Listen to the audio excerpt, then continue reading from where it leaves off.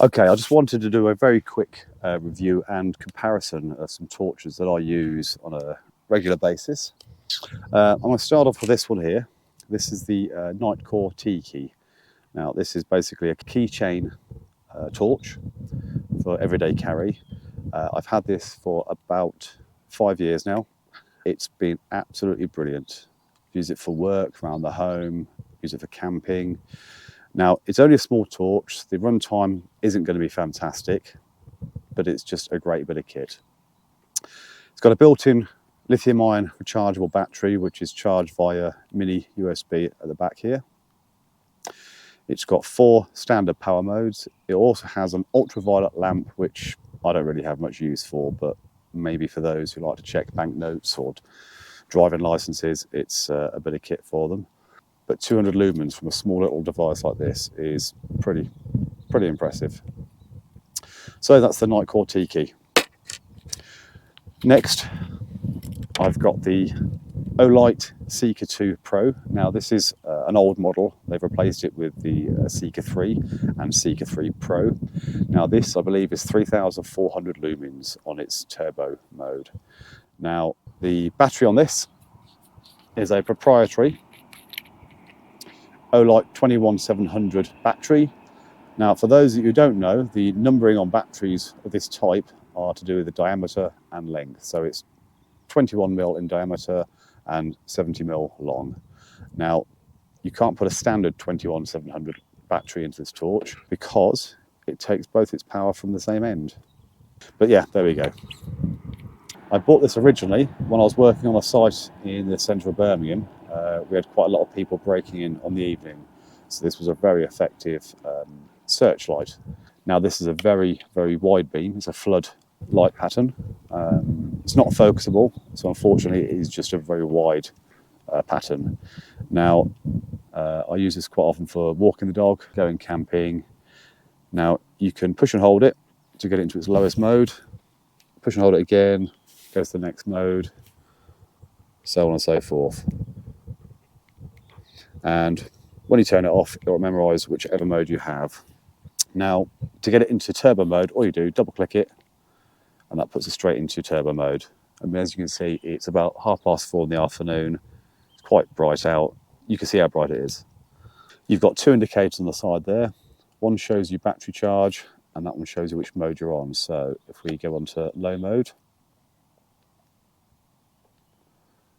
you can see full battery and the first indicator is on. Push it to the next one, next indicator is on, so on and so forth, all the way up to turbo. To charge this, you can't put this battery into a standard battery charger because it being a proprietary Olight battery, what they do provide is a magnetic tail cap charger. It's USB, snaps on the end, and what they also provide in the box is a mountable L-shaped bracket. So being magnetic, literally you can screw it to the side of a unit or a drawer, click it on charge, and it will just stay on charge ready for when you need it. So love this torch, really good bit of kit. Had it for years, and it still looks surprisingly new, considering how much abuse it's had. But no, really good torch. Now the supplied pouch for this is actually really nice. It's just really well made. It's got a nice soft felted lining, but it fits in very nicely. Goes in your belt lovely, doesn't weigh too much, but an absolute beast of a light. Okay, next up is the Nebo Slyde King 2K. I bought this from Travis Perkins, I think, of all places, which is a builder's merchant here in the UK. It's got a couple of neat party pieces. It's a powerful torch. I'll put the specifications up on the screen as to what lumens it kicks out.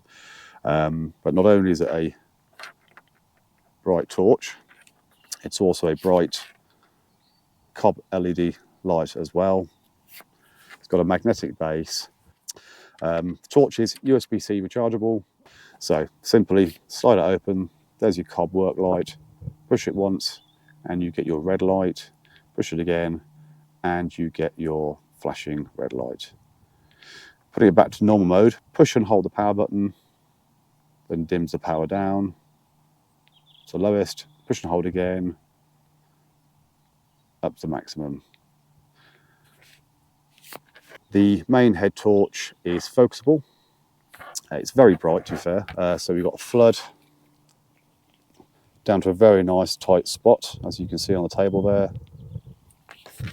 And likewise with the side light, push and hold the power button and you can dim it down to its lowest setting and then back up again to whatever suits.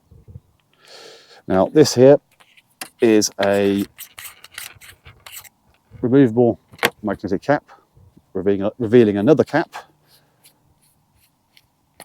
which then gives you access to its standard 18650 battery.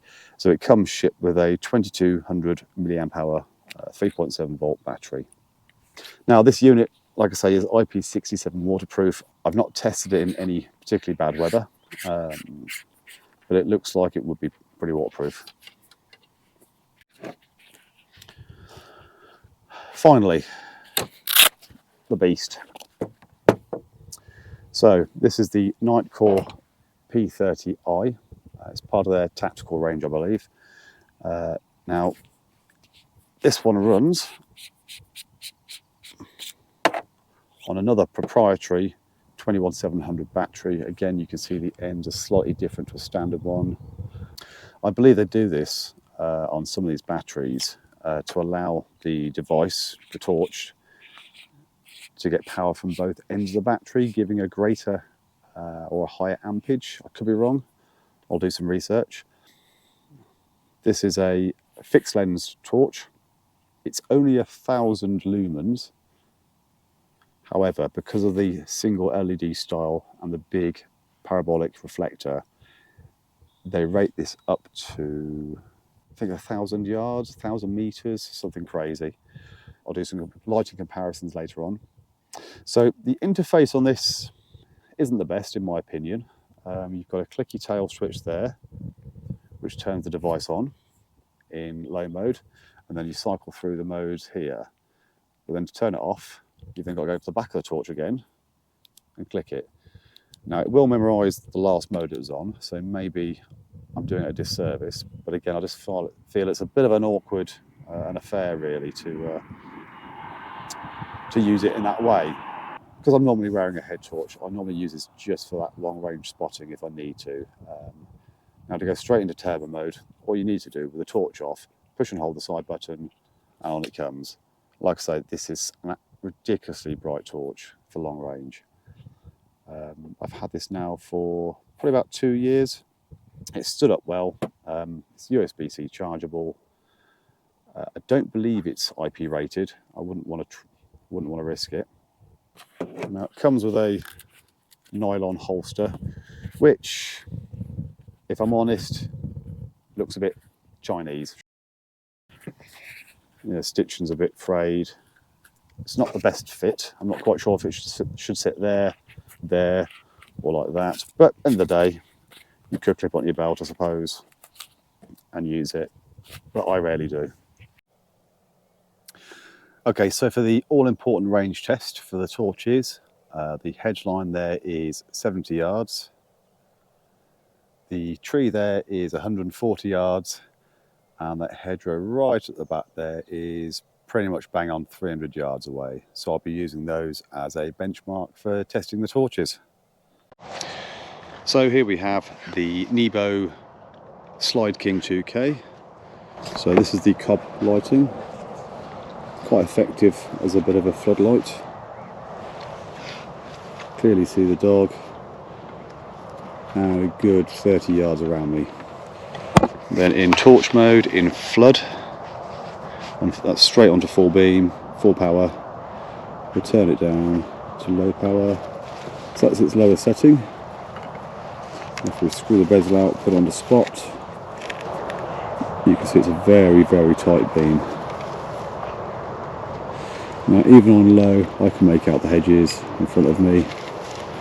If we crank it back up to full power, there we go. It makes quite a good searchlight, to be fair. I can see that very clearly at 70 yards out. We'll try the tree at 140 yards. Again, that's light of the trip, lovely for me here. I'm not sure what the camera shows. And then all the way down the bottom,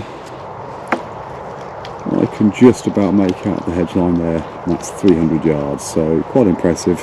As you can probably see, there's quite a bit of moisture out in the air now, which will affect the range quite a bit. Okay, next up is the Olight Seeker Pro 2 turbo mode, which lights it up.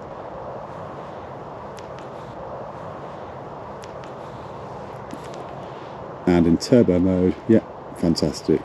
See all the hedge in clear detail. True in the distance, lit up again, as is all the foreground. Not so good for the end, at 300 yard mark. It just seems to be lighting up the mist and the foreground more than anything else. But very bright, very impressive torch.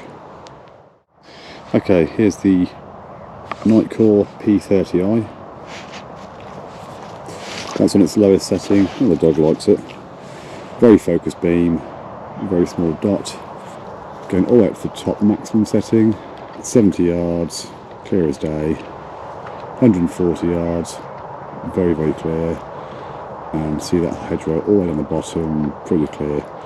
Because it's quite a focused beam, you don't get the interference of the moisture in the air quite so much as a flood beam. But there you go.